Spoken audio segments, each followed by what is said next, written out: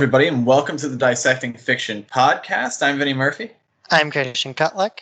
And today we're going to talk about two of the most divisive superhero movies ever made that just happen to be made by the same person in succession. And written by the same people, too, largely correct. Yeah, for the most part. We'll be talking about Man of Steel and its follow-up, Batman vs. Superman, Dawn of Justice. Which is the clunkiest title ever, but I still like the movie. But talking about where Man of Steel comes from, around 2008, when The Dark Knight was the biggest movie in the world, Warner's kind of decided that they wanted to get back into the Superman business. It was not much earlier that Superman Returns came out. That was 2006, so this is really not that big of a gap. But they knew at that point that they weren't going to try to go back to that Christopher Reeve Superman. Well, I remember Superman Returns coming out, and it was kind of, I wouldn't say a disaster, but it was pretty unpopular. People thought, I think it was too much like the 80s one with Christopher Reeves, and it was harking back to all of that, but I remember watching it and kind of being bored with it, which is, I guess, the worst thing a movie can be. I can speak as, someone who was a fan of the previous films, that while it hit a lot of notes really well, it just seemed kind of sloppy and strange. And one of the big criticisms at the time was that it was sort of not action-y enough, that, we'd really done that Superman. There should be a change coming. So in 2008, Warner Brothers actually starts talking to a lot of comic book people concerning this. Grant Morrison makes a pitch that was apparently pretty similar to All-Star Superman. Mark Waid makes a pitch that apparently was almost word for word Birthright. Jeff Johns, Brad Meltzer are all taking a shot at this. One that got pretty far along, apparently, was a pitch from Mark Millar and Matthew Vaughn. Mark Millar, obviously prolific comic book writer. Matthew Vaughn had worked with him on Kick-Ass. Vaughn is also pretty well known at this point for X-Men First Class and Kingsman. They pitched making a trilogy of films that would have started really on Krypton, perhaps not even having Superman be in the first film, which is interesting. That sounds a lot like Krypton, the TV show now. It absolutely does. They also were interested in casting Charlie Cox, who would eventually become Daredevil, as Kal-El, whatever, however they were going to play it. It seemed like it might be an interesting concept, but I agree. It is very much like that pitch you probably got for Krypton. That's studios, though. Ideas don't die. They just go to sleep. Concurrently to this, in 2008, 2009, Jerry Siegel, one of the co-creators of Superman's family, had gotten back some rights to Superman, and Warner Brothers was eager to put something into production because if they didn't, I guess they would have to pay more royalties at that point. The specifics of those contracts are really confusing to me, but it's something to that effect. So there was both a motivation, seeing that superheroes were kind of blowing up again, and this motivation to make sure that they didn't have to lose money to a different estate, which, it sounds like evil corporation stuff, but I'm sure it was all on the up and up, right?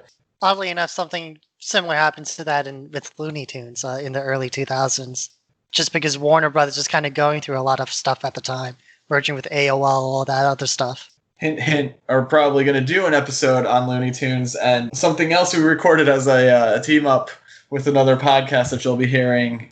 We also ended up getting into that Time Warner merger, so it's a huge thing. What ends up happening, though, is Christopher Nolan and David Goyer kind of start talking about Superman as, The Dark Knight is doing really well.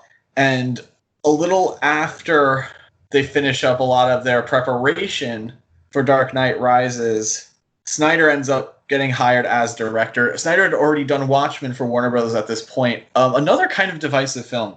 We don't have to get much into it here. He made a fairly major change to the ending, which tends to be what people focus on, myself included. But over the years, Watchmen has built a pretty good following.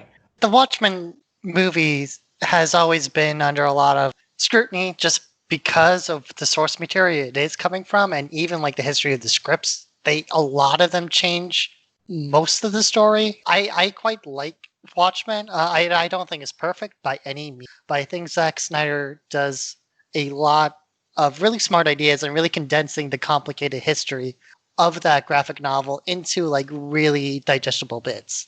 Yeah, I agree for the most part with that. I think, I focused a lot on the ending originally because I think that ending is bizarre, as far as more where he leaves Night Owl and Silk Spectre, like that. It seems like they want to go back into crime fighting. That's really my bigger issue with it. But I do agree that for the material that he was working with, he did a pretty good job of getting it on screen. Like it's It's a really tough job to do that, like getting that on the screen. Like you'd have to cut out the whole Black Freighter thing, which he did, but then some cuts have that.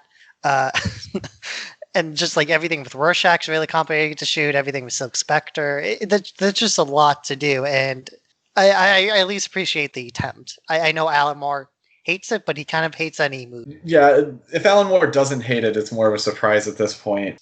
It's also something where Watchmen is very much a comic book, and it's very much commenting on comic books. So I think it's hard to adapt for anything but comics because you're never going to have that kind of direct imagery that is important to it. And I think that affects Snyder's mentality going into Man of Steel. Just to break down, story by Christopher Nolan, David Goyer, screenplay by David Goyer, directed by Zack Snyder, but we all know that anyone directing a film is going to have a little input on that screenplay because they're going to see how it makes it to screen. Score by Hans Zimmer, which I think is important. Man of Steel has a kind of similar marketing campaign to The Dark Knight, and people forget that. They did a lot of the interactive stuff where they were revealing things with Zod, which is kind of funny, and we'll talk about this as we go forward, because Zod is not super present until like the third act. So they're really playing off of the big action element, but there's a lot to Man of Steel that doesn't involve that sort of super villain intrusion until later in the movie. What I think is interesting, and this is something to think about as we talk about the plot and we start talking about the themes in these films. Christian and I were talking about it, prior to recording this, and these are such big productions with such complicated histories that's really what we want to focus on, are kind of the thematics and the potential going forward into this Justice League that we don't know much about, which is an interesting thing to say 7 years later. Man of Steel had an active part of its advertising budget go towards trying to attract Christian groups to see the film. That's not, after seeing a film, that's not a huge surprise, but I think it's a little bit insulting, I guess I would say. Because as anyone that watches the movie would point out, there's a lot of like Christian symbolism, this Superman in the church, from the cross and everything. So it makes sense to market it like that, but I don't necessarily agree with that decision.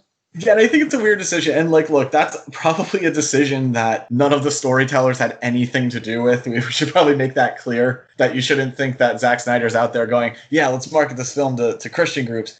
It was probably just someone in marketing was like, oh, I wonder if we can pull this off. Yeah, it's a very callous decision.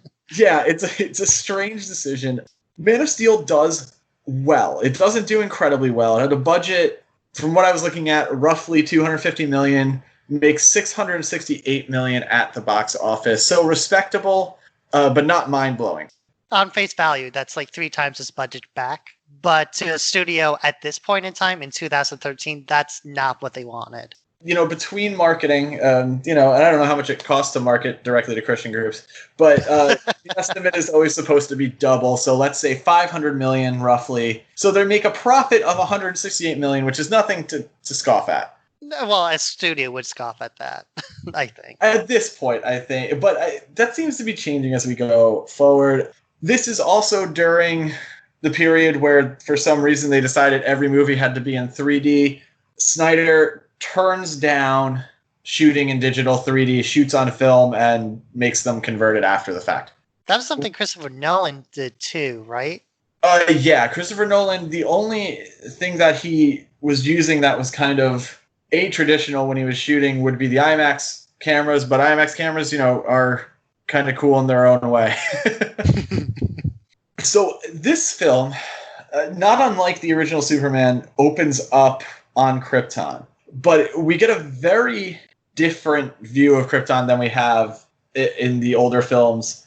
Much more alien, I would say, arguably kind of Star Warsy, but I think that's unfair. I think anything that is well produced and is alien is going to kind of look Star Warsy at this point. We just had so many films.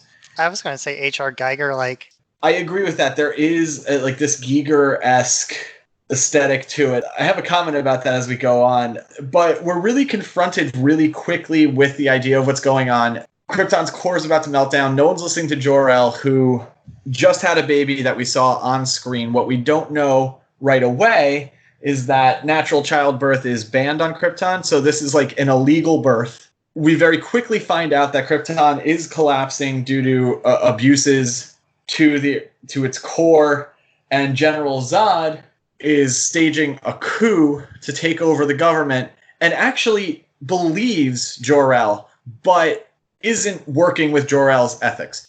So I like the whole idea that Krypton usually is traditionally always shown as slightly corrupt. It depends how much they get into it. But I do like this whole idea of genetic manipulation, which was kind of a hot topic at the time. Even during like the Bush years, that was a very big topic. And I think it's cool that they add this idea of like Superman being kind of like genetically altered in some way, that he is exceptional to the Kryptonian race, but not also like a tube baby as well. I think that's a really interesting addition to all of this. They throw you right into it, and there's a lot that happens right away too, and it's a little bit jarring, which is both good and bad. like we said, Christopher Nolan's a producer on this, and Goyer is one of the writers, and Batman Begins started much the same way, where it's very jarring. They just kind of throw you straight into the action. Yeah, and I really like it in this film because I think it proves how effective of a filmmaker Snyder can be, because it's a completely alien world, but he gets you to accept things very quickly, and you start to realize that, you know, this is a world that's going under this literal political collapse as the physical collapse of the planet is going on, and it enriches Zod quite a bit. It's not just you find out Zod was committing crimes and getting sentenced to things. You get enough time to really see what's going on. Well, Zod really wants power, and I think that's something that's very clear throughout all of this. That's kind of the distinction between him and Superman.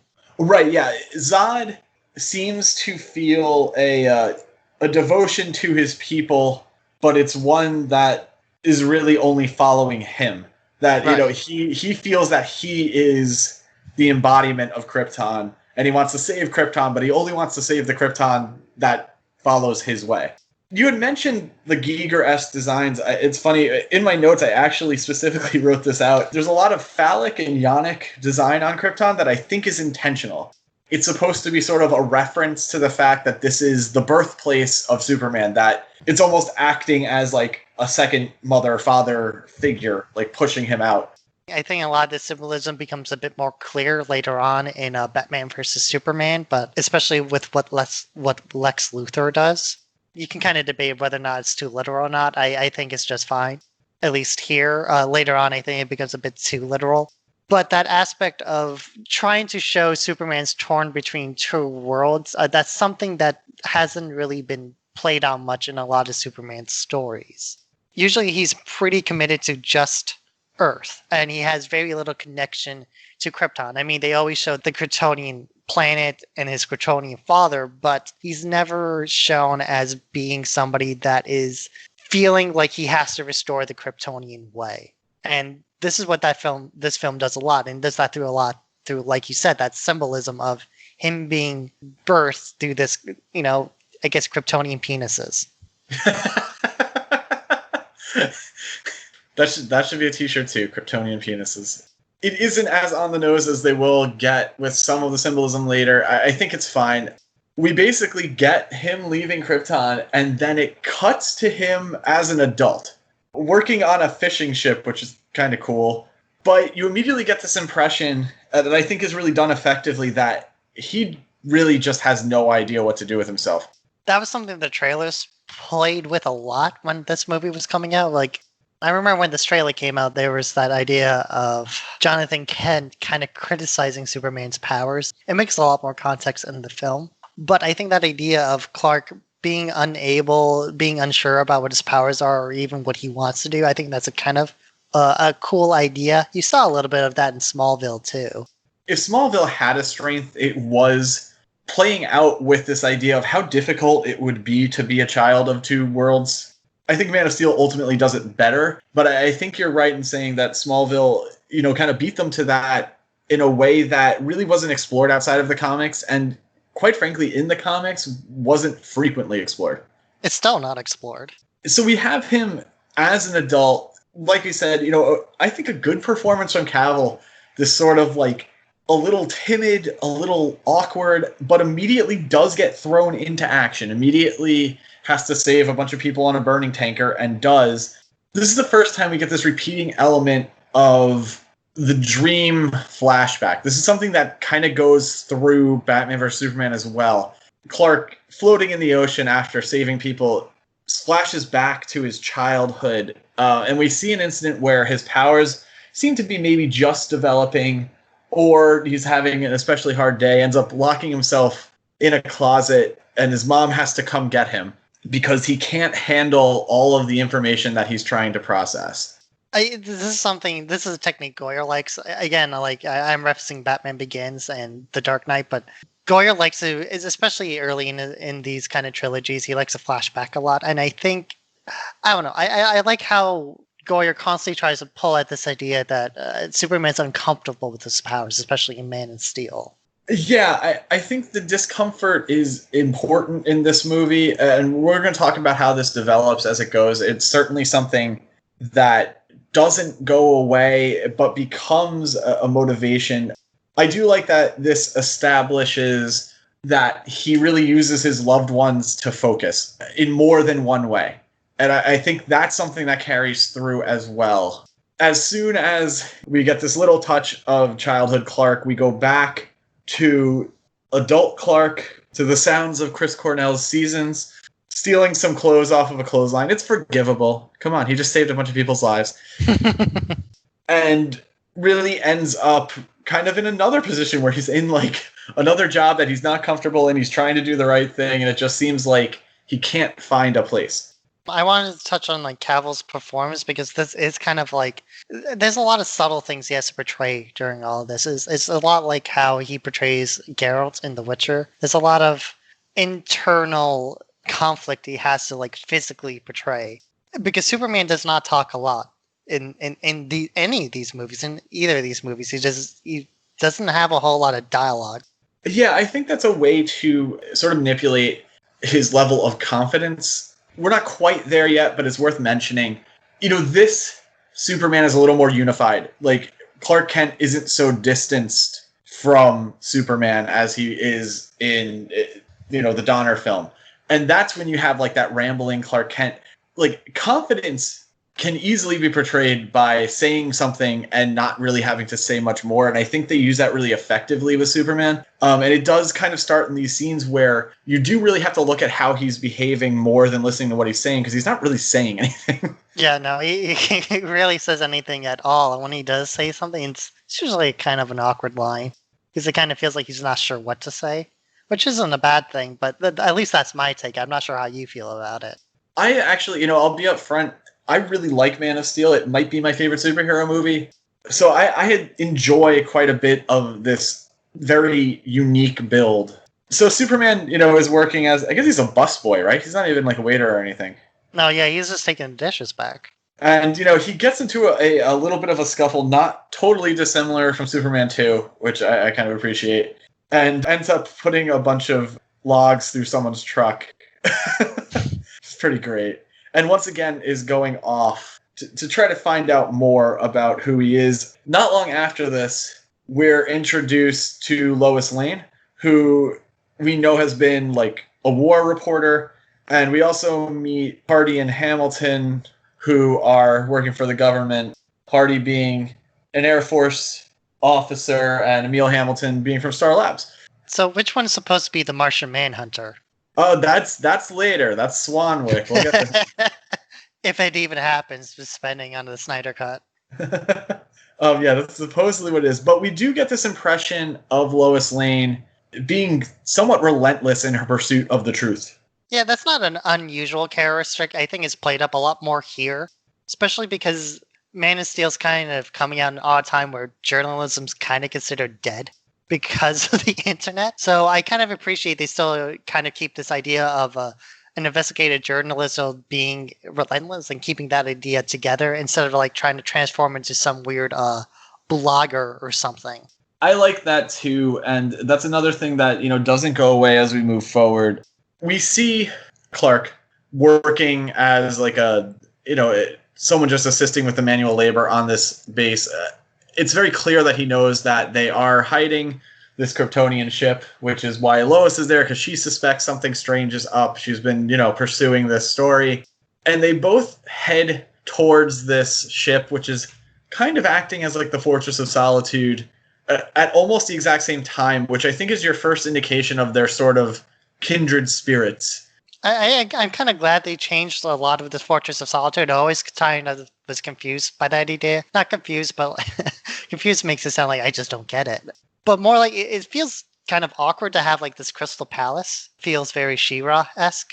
But here, like, I guess they make it feel a lot more realistic than compared to the Christopher Reeves film, where it literally is like this weird Crystal Palace. And I like this idea they're playing with of this alien technology crashing down. And both Superman and Lois Lane being kind of intrigued by this for very different reasons, but both because they feel there is something dangerous lurking within that. We did get the indication before, and something that we kind of breezed over is, at this point, Clark does know he's an alien. You have that sort of short Superboy scene where he rescues the school bus after there's an accident and falls into the water, and it's apparent that some people in the town absolutely know he did it and aren't saying anything, which I think is a cool concept. Well, his parents both absolutely know he did it, and they kind of were the ones that encouraged him to keep that identity secret for various reasons. And there's a climactic scene with his father about this that I think gets revealed later, correct? Oh, yeah, that hasn't happened yet. There is the sequence with his father where you find out what happens to his father, which in itself is a pretty big moment. But he now gets to meet his other father while on the ship. We have the, I guess, in AI version of Jor-El. I think what's interesting here is they're really substituting science for like ghosts, which I think is cool. That, this is very much, and Snyder's talked about this over and over again, this is very much supposed to be kind of a modernized ancient myth, and they find ways to put things in like that. I love like the idea of Jor-El, like the consciousness of Jor-El being kind of a ghost on a spaceship. So I think this with Superman going into the ship and kind of seeing this like hologram of his father and like this very sci-fi based way of explaining this origin compared to like the Marlon Brando way where it was very much like a ghost coming out from the past. I think that adds a sense of distance between him and Jor-El, which I appreciate because this movie kind of goes out of his way to show that Clark already has a father in Jonathan Kent. And that Jor-El is somebody that is his biological father, but it's somebody that, Clark Kent just flat out doesn't know.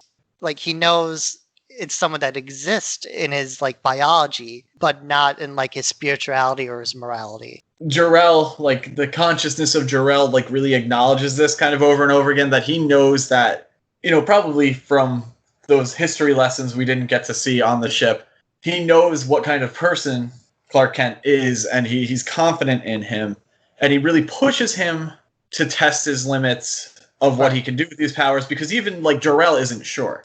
It is super brief, but I think it's really effective. Like, he emerges from the ship as essentially Superman, and he starts learning how to use his powers. This increases his confidence, and he starts becoming like almost this like urban legend is really the way they characterize it, that, like he's out there, he's doing stuff. And, Lois has been kind of following these stories and knows that someone has to be out there and did even before. But now it's getting like firmer and firmer that there is this guy out there who can just do incredible things. And it's not long after the sequence that we do get that sequence you're talking about, where we find out how Jonathan Kent dies. Earlier in the film, you kind of mentioned this, that was in the trailers, that Jonathan is really discouraging of Clark of showing off his powers. But what's a constant in this is this idea that not so much that he thinks Clark is going to do wrong or that he can't ever. He's just very concerned about the way the world is going to react to someone with those abilities. And as a child, he's trying to protect him from using them because he doesn't want him to make a decision, at age 12 that will impact his life forever.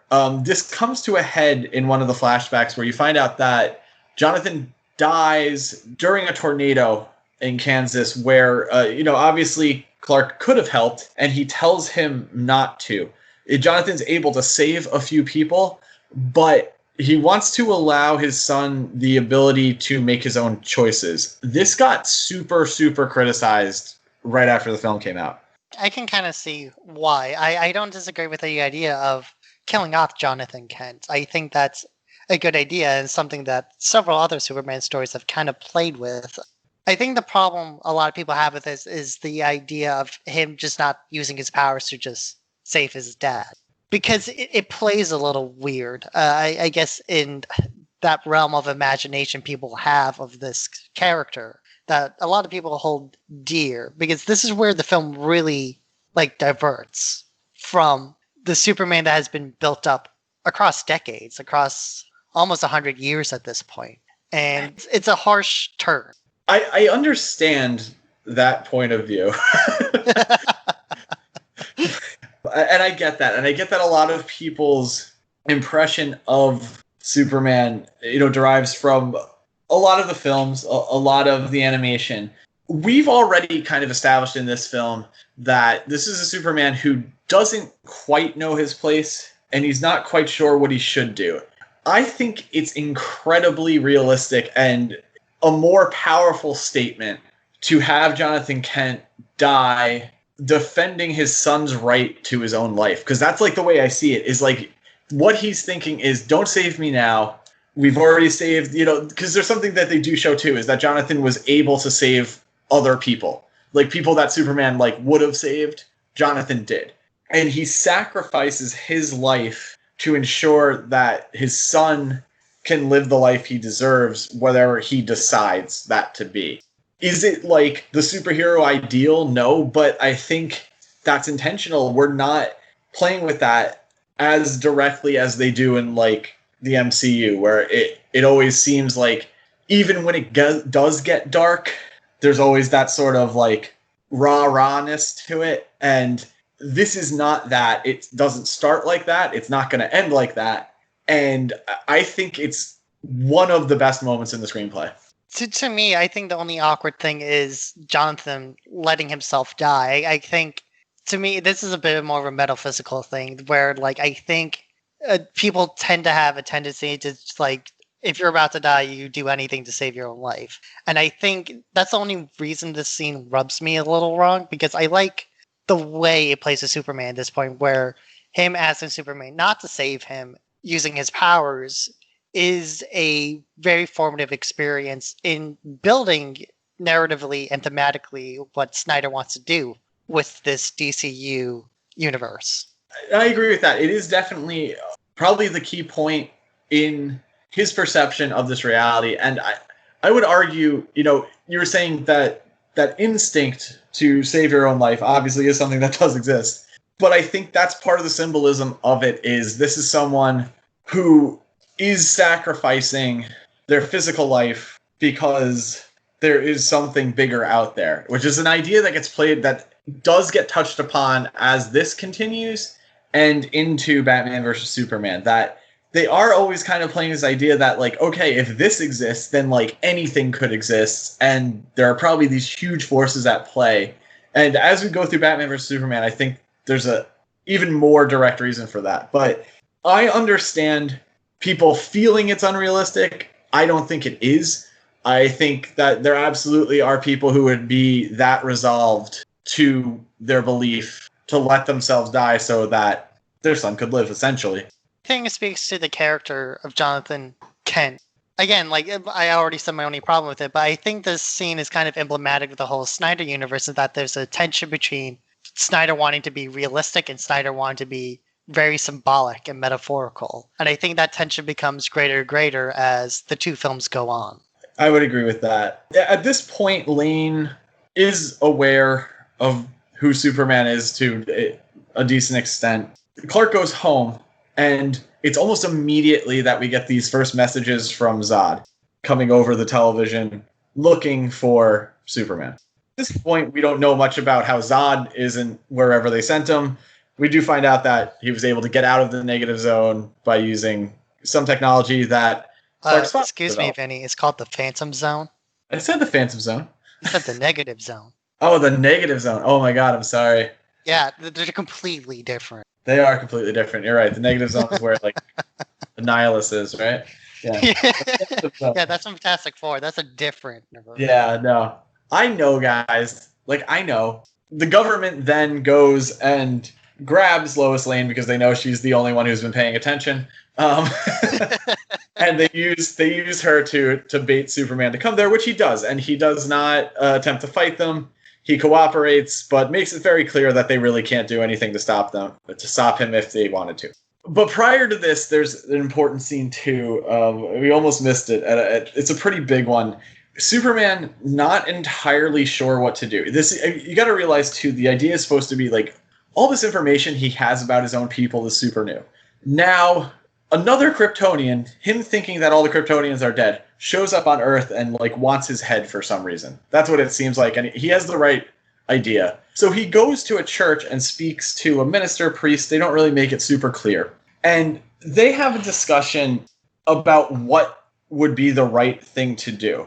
I think this is important because it's showing that Superman is not only flawed, doesn't always have the answer, but he also does trust people enough to try to figure it out with them. And I think, the setting of the church comes a little bit out of the Jim Lee Superman stuff. I think that technically it's the same priest or something, but like even those stories were kind of not what this story is. And there's a very deliberate shot of Superman sitting in front of a stained glass window with Christ like literally next to his head.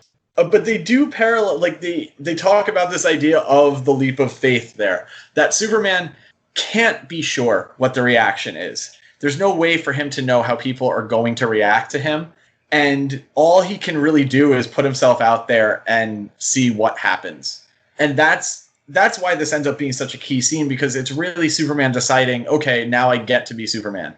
And like, he doesn't quite know what that means yet, nor does anyone else, but it's this idea of finally making that decision that his father wanted him to be able to make. Superman could have turned around and tried to hide for the rest of his life. Now, could he really have? Probably not, because Zod would have destroyed the world looking for him. But in that moment, he gets to make the decision of how he wants to conduct business as this messianic figure. Very literally a messianic figure by the time Justice League rolls around. I remember one of my friends complaining a lot about this scene because she hated how literal it was. I don't disagree with the intention of it. I disagree more with him going to the church when I feel like he could have talked to at least Martha or Lois Lane about what he should do, which are people who at this point we've seen are a bit more closer to him and a bit more somebody that Clark Kent confides in. And going to the church isn't out of character for, just some small town guy in the middle of Kansas nowhere, literally called a place Smallville, Kansas. It's like, that's a very realistic thing. But again, you see that tension between, it's Snyder really wanting to be both symbolic, but also like realistic at the same time. And here, I think it strains again quite a lot because the church thing, like you said, kind of does come quite suddenly. I don't totally disagree with you. I think that at this point, he does have a little bit of an infrastructure that he feels would be trustworthy. I don't know if he would be so trusting in Lois Lane at this point. Yeah, that's true. To let her help him make a decision like that. I think the concept, outside of the symbolism that we just talked about, is that he's going to, he's in his town, he's in the place where he knows people. Chances are that he knows the church. I think the idea there would be he's going to someone who he feels is going to try to do the right thing, but isn't going to try to protect him individually. Like, his mother would try to protect him individually, which is something that does come up later in Batman vs. Superman. I think that's part of that idea, is he had to go to someone who he trusted, but not someone who is going to care for him so much that they won't be objective. Yeah, okay. I can see that, like a third party, an unbiased third party. Right, an unbiased third party, but only has a bias towards like good, which would be the presumption of walking into a church. This is something Snyder plays with across both of the films, is this kind of immigrant aspect. Later on, he plays it with a lot more in BVS. He plays a lot more with it in BVS, where there's kind of this fear of the foreign. It just feels so literal that I think it takes people out of it. It took me out of it. And you can kind of debate how effective that is, but I think that was my problem with the scene. It just feels so like heavy-handed. You can't say it's not incredibly deliberate, and heavy-handed is probably fair. It's not unwarranted. And it doesn't go against anything that the film's established. Going past that scene, we're back to Superman now, at least at some capacity coordinating with the government. These authority figures embodied in General Swanwick, who maybe ends up the Martian Manhunter after Batman vs. Superman, we're going to find out. And Carrie Ferris, who has a strikingly similar name to Carol Ferris and a strikingly similar background to Carol Ferris. So I think we can safely say that that's probably who that's supposed to be, and they just didn't want to write themselves into a hole if they ever decided to recast. This scene comes to a conclusion with Zod and his forces, sending out a ship to come get Superman, who agrees to go. They also demand Lois Lane comes with him. The government is not going to allow this, but then Lois decides that she wants to do it anyway. Superman and Lois end up on this ship. This is like the second time that they're really kind of going on an adventure together. And I think that's important because Lois now ends up dealing with the consciousness of Jor-El. So Superman and Lois board the ship. This is really kind of the point of the movie where it becomes a little more straightforward. I would say probably the most important thing that happens on the ship is Zod essentially trying to become this like third father figure for Superman and like trying to prove to him that, this is the way to save his people. Not really understanding that Superman's people are pretty much people on Earth. He has acknowledged his Kryptonian past at this point, but even the consciousness of Jor-El isn't like super keen on any kind of new Krypton. He has done something that allows Superman to really carry all of Krypton with him. This leads to a pretty cool action sequence where, Superman realizes that he kind of has a little bit of an upper hand because he's more familiar with Earth. And Lois is able to escape with the help of Jor-El. One of my favorite things in that entire sequence is where she completely accidentally shoots a guy in the face. This like last hour got a lot of criticism from among many other things about this movie. This got a lot of criticism because it is almost all straight action from here on out. And it's a lot of like action. It's like a Michael Bay movie. Yeah, I don't have a problem with it though, because I feel like you're building to this sort of explosion of like, okay, here are all these characters that are like incredibly powerful. This would be like the type of thing that would happen if they really existed. And this is where you get a lot of that criticism where people are like, oh, Superman would never let that happen. If Superman doesn't know what he's up for and he's fighting against like 5 soldiers, he's not letting anything happen. It's a fight. He's trying to get the upper hand here. I think something that's really important on the ship before all the fighting starts is the use of Jack Zur, who it comes off as very much a Nazi scientist. You get into a lot of stuff about genetic purity. You kind of know Zod's a fascist before this. That's not really a secret. But once again, we get a very deliberate nod to what the themes are of the film. Right, and I think again this would have played into the Snyder trilogy a bit more because there is an implication, at least in I guess Batman versus Superman, that the Kryptonians were kind of preparing for something. Like they kind of knew Darkseid might have been coming, and they were kind of looking for the perfect soldiers to fight off against that. And that's something with Zod here, but Zod is more in a godlike state where he wants to be a god of these supermen. You definitely have a point there. There's a really brief reference to the fact that the Kryptonians stopped trying to, reach out into the stars. I would not at all doubt that when we do get the completion of this trilogy, which is the weirdest thing to say now, we'll get some sort of information on what happened. But this all leads to like kind of rapid fire action sequences. There's the fight through Smallville, a lot of destruction in that, as we were saying. I don't see it as being Superman being bad at being Superman so much as he's overwhelmed and this is all new. You do kind of really quickly use a lot of characters in very useful ways to move the plot along. Emil Hamilton realizes that Zod is trying to terraform Earth and that everyone will die if that happens. Superman has to go beat up the other side of the terraforming machine, which is not the main ship, which is actually, I really like that sequence because that's very, very like classic Superman, like Superman having to punch like laser beams and dodge tendrils and things. I think it's really cool. Like I said, there was a lot of criticism against it, and I think it's partly due to the CGI making it very. This is kind of like a classic Snyder criticism that it feels video gamey because of all the CGI, and even like the way it's structured. At least at this point, is that he has to do this, and then do that, and it very much feels like he's going from one stage here to another here, and they're all very different locales and everything. The lot of CGI here is it gives a weird texture to the film, and it's something that's present in all the Snyder films. I disagree with that criticism. It's still ultimately an action movie. I think it's fun. Like I think you need that kind of relief when you're watching a film like this, especially one that is so heavy on its thematics. Like I like that stuff. Obviously Superman is able to beat up the big machine thing and kill it. He kills the machine. The big laser beam in the sky in every superhero movie. It's a gravity device of some sort. They established that. Zod, on the other side of the world of Metropolis, is leading this campaign to terraform the planet. He does, during these sequences, discover Superman is the genetic codex that he's looking for.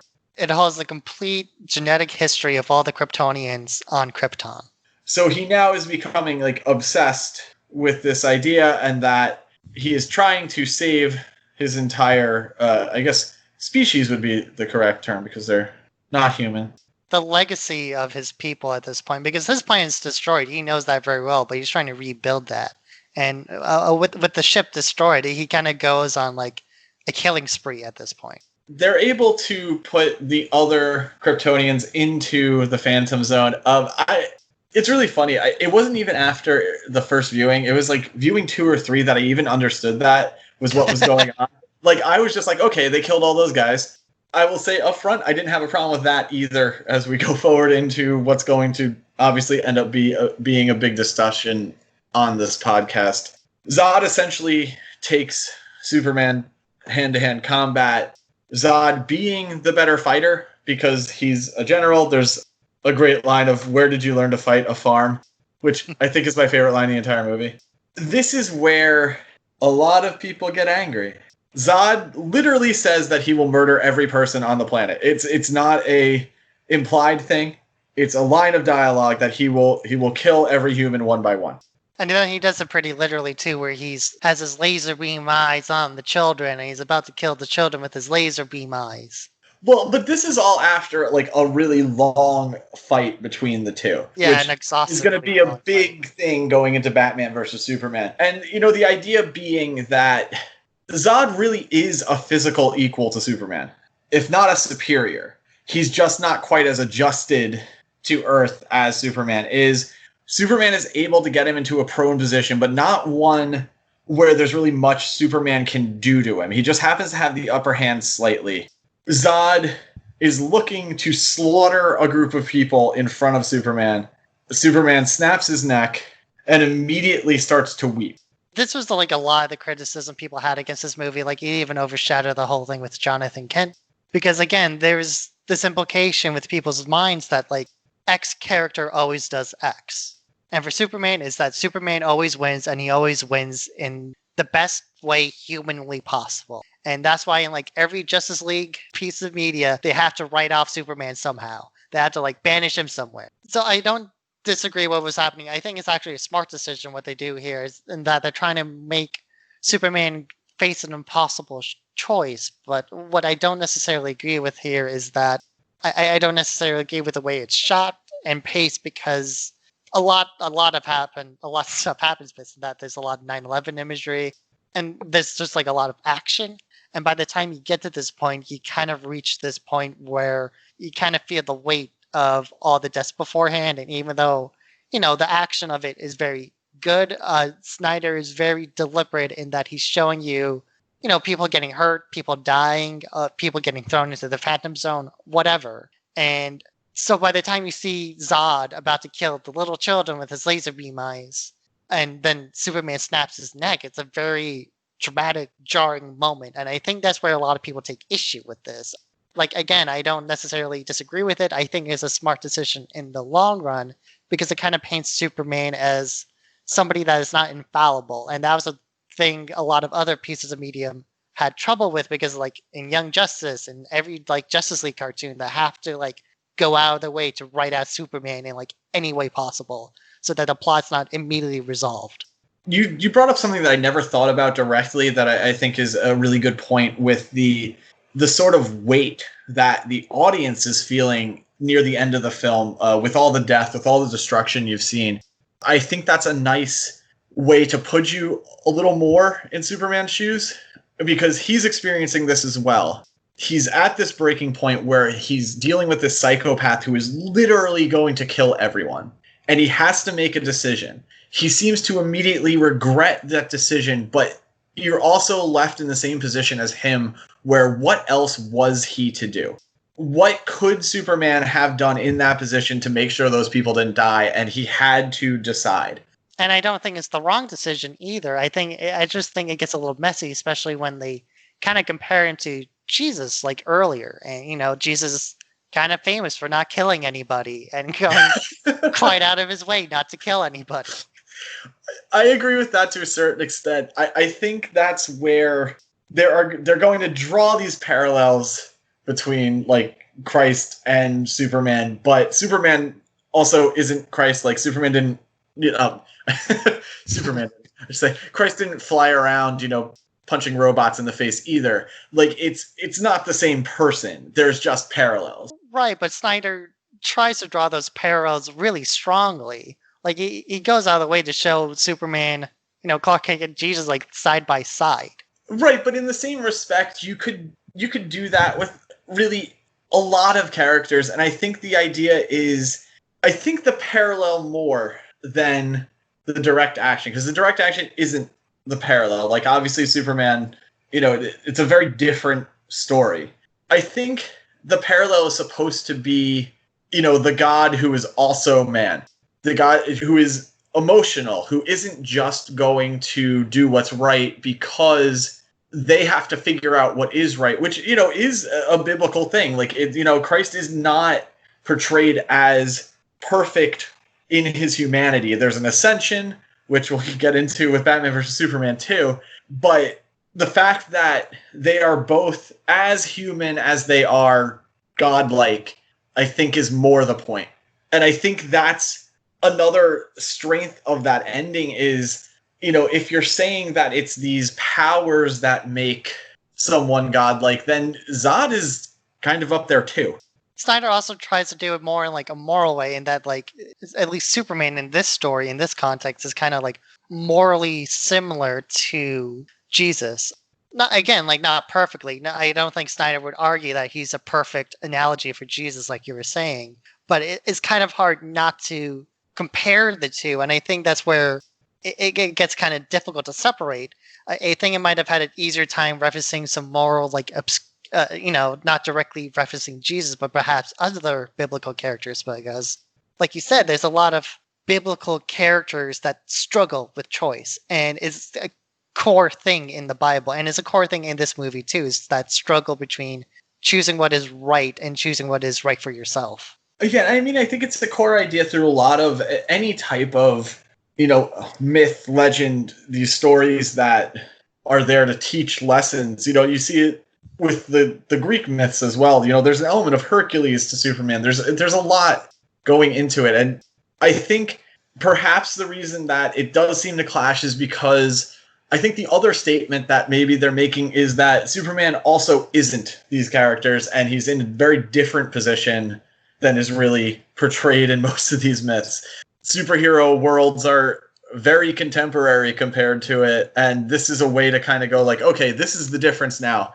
This is going to be even more exaggerated going to Batman versus Superman, because we're really going to get into like this plus politics, and that's where it gets super complicated. I just wanted to make a note about this because I did do some research on the end of the film. This was Snyder's decision.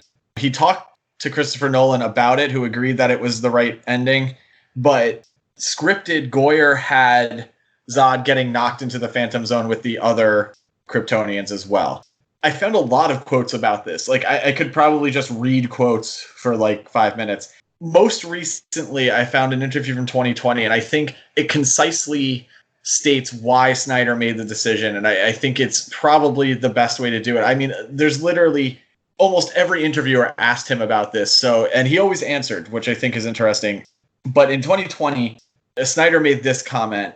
He said, to suggest you could defeat him being Zod, without Zod nearly winning is not realistic at all, or the kind of consequence I wanted from my superhero movies. And I mean, what he's saying there is, if Zod were to even come close to what he wanted to do, it would be devastating. And the idea would be Superman isn't going to allow that, and Zod can't be stopped any other way than by completely stopping him. I think the word he uses there, consequences, is what really draws my mind, because I think this is a very consequential decision for Superman, and I think it's what gives most of this movie this flavor. I think if you punch Zod into the Phantom Zone, you'd just kind of be stuck with this like wake of chaos, and there wouldn't be much consequence for Superman morally or physically. I mean, sure, there'd be a lot of death, but it's something they could just ignore. And Superman actually killing Zod, I think that is a good way of him describing it as a consequence for Superman not being up to the task at that moment. Right, and I don't even see it as not up to the task, especially the way he phrases it. I think he has the opinion of Zod, which is something that the Zod in this film I also have the opinion of, is Zod isn't, a criminal trying to steal things. This is someone who is now as powerful as Superman and wants to kill the entire world. How do you stop that threat? Maybe this is the only way. And Superman hates that it's the only way. Like, he hates it, and that's why he weeps. But ultimately, he's made the right decision. It's like a complex moral structure around it. You have to look at it from a few different points of view. And of course, Superman's going to be criticized even in that world, which is what Batman versus Superman is about. It's almost like the classic question of like, why doesn't Batman kill the Joker? I think there is that Batman has the benefit of being able to empathize with his villains. Superman does not in almost every case. And the Joker can't turn around and kill everyone on the planet. Well, he can kill a lot of people. He can sometimes blow up all of Gotham. That's a lot of people. I agree, but I think that's part of the point that they're trying to make in this movie too, is like Superman is kind of on this weird level that if this was just introduced in the world, it would be the most confusing thing that could possibly happen. Even Batman, and this is something, when we talk about Batman versus Superman, we'll talk about it a little bit too, but like even Batman could become old news. Like if it was just a guy who was really good at taking down like criminals, like first couple of times that they like figured out this guy existed, it would be like a huge deal. And then 3 years later, like it would just be, okay, there's Batman in Gotham. By the time we get to Batman versus Superman, it's 20 years later. And he kind of even sees himself as old hat at that point. We'll get more into that in that movie. But here it is I guess the way everybody reacts to it, even Superman himself, this is a mythical fight. This is the fight for the fate of basically everything. And not just win, but win definitively. Like, Superman can't just banish Zod. He will come back and try to kill everybody again. So he has to finish the fight, to use Halo 3 terminology. I still say that too, don't worry. It was really indoctrinated. So, you do end with Superman defeating Zod. End of the film, the only major point is Superman really basically telling the government to, like, not follow him. And if they do, well, okay, I'm just going to stop you. You then have your sort of, I think kind of the cheesiest thing in the entire movie is how they have him become a reporter. Not so much that the idea is cheesy that, he would put himself in a position where, like, he would be able to travel and, like, if he was gone for long periods of the day investigating things, it wouldn't be as suspect. They directly mention that, which I think is a little awkward. It just feels like a little bit of, okay, we have to have, Clark wearing the glasses and a tie at some point. But I'm fine with it. I think it's fine to place him there. And the movie concludes. We'll see more of a consequence of him being a reporter. Again, you have to have him in the glasses, and you have to have him in the Daily Planet. You don't have to. At this point, you already killed somebody. You can do whatever the fuck you want at this point.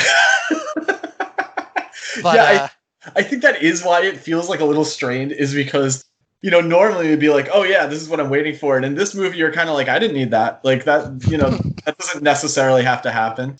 So that brings the end of Man of Steel. Like we said, that ending controversial. A lot of writers came down on it. A lot of internet chatter came down on it. We both liked it. So, I mean, you can probably comment about that when you listen to this. We're going to take a break in between the two movies, we decided. This went longer than either of us expected it to. Yeah, I mean, I probably should have known that, being that I had as much notes written out for this movie as I normally do for, like, 4.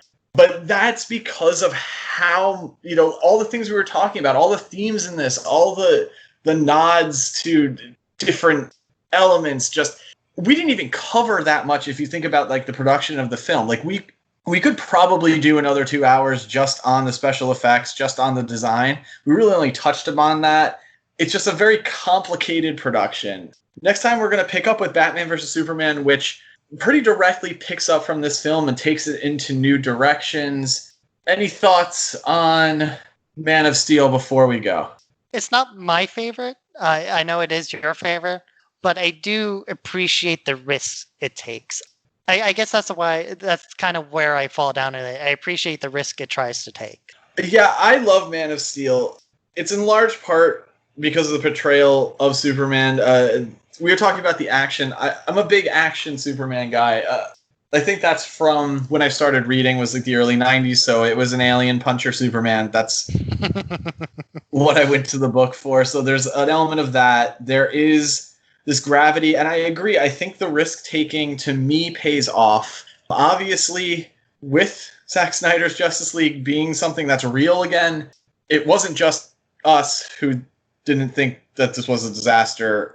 And I'm really excited to see where that goes. But first, we got to talk about Batman versus Superman. We're going to do that on the next show. So if you enjoyed this show, please make sure that you like it, you share it, you give it 5 stars, you do all that fun stuff. That'll really help us out. That gets attention out there.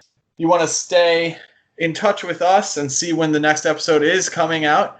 Make sure to follow us on pretty much all relevant social media. And we're also on Vero because of Zack Snyder, essentially. But just type in Dissecting Fiction. You're going to find us. Tough times all around right now. We want to keep our interests something available. Check out toystoreguide.com to look for some local toy stores in your area if you're looking to collect anything. Be sure to be supporting all of your local businesses right now as well. I think that's about it. We'll be back with Batman vs. Superman next week. I'm Vinny Murphy. I'm Christian Kutlick. We'll see you then.